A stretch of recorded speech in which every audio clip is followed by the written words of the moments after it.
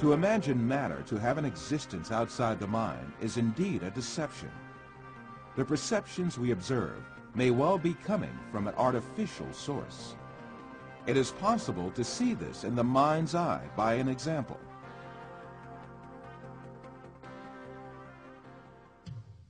First, let us suppose that we could take our brain out of our body and keep it alive in a glass jar. Let us put a computer in which all kinds of information can be recorded. Finally, let us transmit the electrical signals of all the data related to a setting, such as image, sound, and smell, to this computer.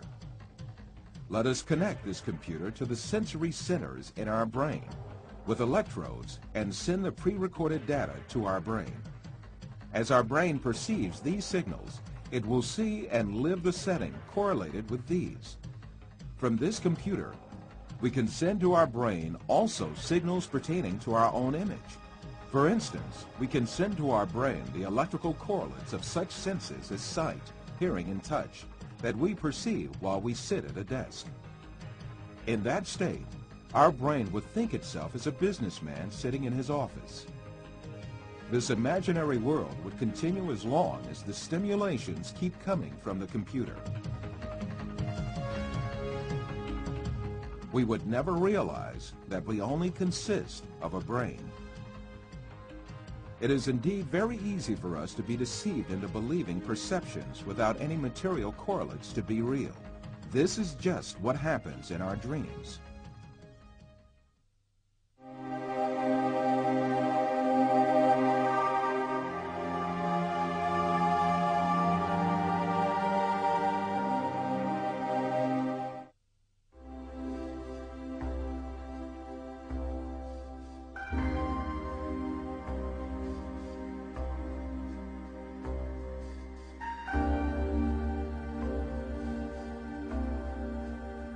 For you, reality is all that can be touched with the hand and seen with the eye.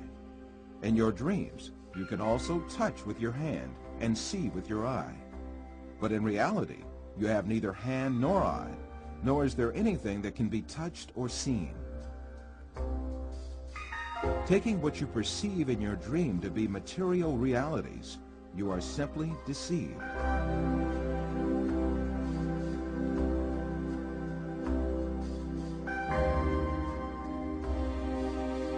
For example, a person deeply asleep in his bed may see himself in an entirely different world in his dream. He may dream that he is a pilot and command a giant airplane, and even spend a great effort to command the plane. In fact, this person has not taken even one step away from his bed. In his dreams, he may visit different settings and meet with friends, have a chat with them, eat and drink together. It is only when the person awakes from his dream that he realizes all were only perceptions. If we are able to live easily in an unreal world during our dreams, the same thing can equally be true for the world we live in. When we wake up from a dream, there is no logical reason for not thinking that we have entered a longer dream that we call real life. The reason we consider our dream to be fancy and the world as real is nothing but a product of our habits and prejudices. This suggests that we may well be awoken from the life on earth, which we think we are living right now, just as we are awoken from a dream.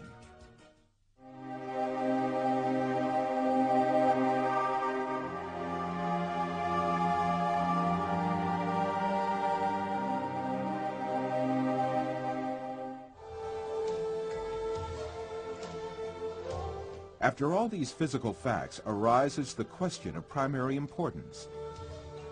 If all physical events that we know are intrinsically perceptions, what about our brain?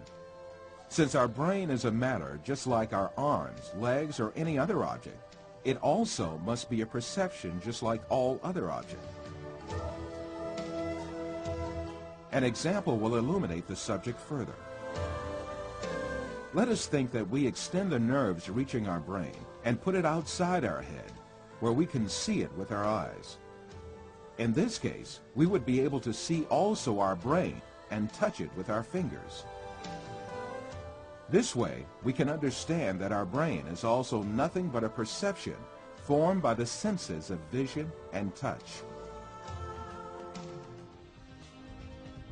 Then, what is the will that sees, hears, and perceives all other senses if it is not the brain? Who is it that sees, hears, touches, and perceives the taste and smell? Who is this being that thinks, reasons, has feelings, and moreover that says, I am me?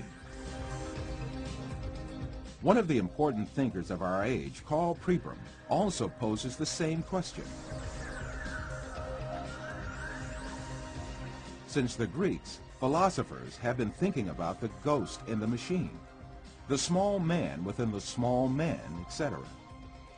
Where is I, the person who uses his brain? Who is it that realizes the act of knowing? As St. Francis of Assisi said, what we search for is the one that sees. In fact, this metaphysical being that uses the brain, that sees and feels, is the soul. What we call the material world is the aggregate of perceptions viewed and felt by this soul.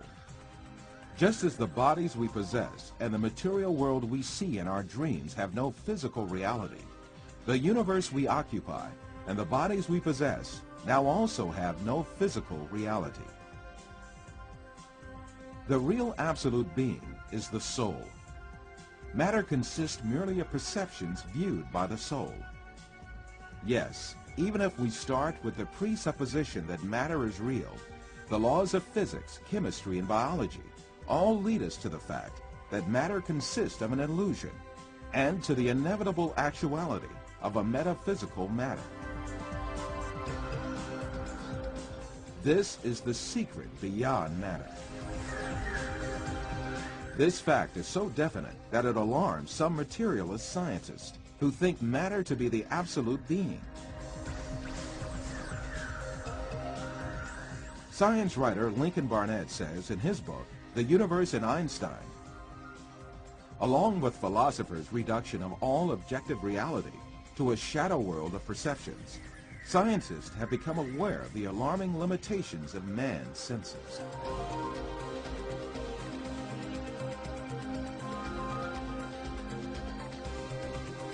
All these facts bring us face to face with a very significant question. If the thing we acknowledge to be the material world is merely comprised of perceptions given to our soul, then what is the source of these perceptions? In answering this question, we must consider the fact that matter does not have a self-governing existence by itself, but is a perception. Therefore, this perception must have been caused by another power, which means that it must have been created. Moreover, this creation must be continuous. If there were not a continuous and consistent creation, then what we call matter would disappear and be lost.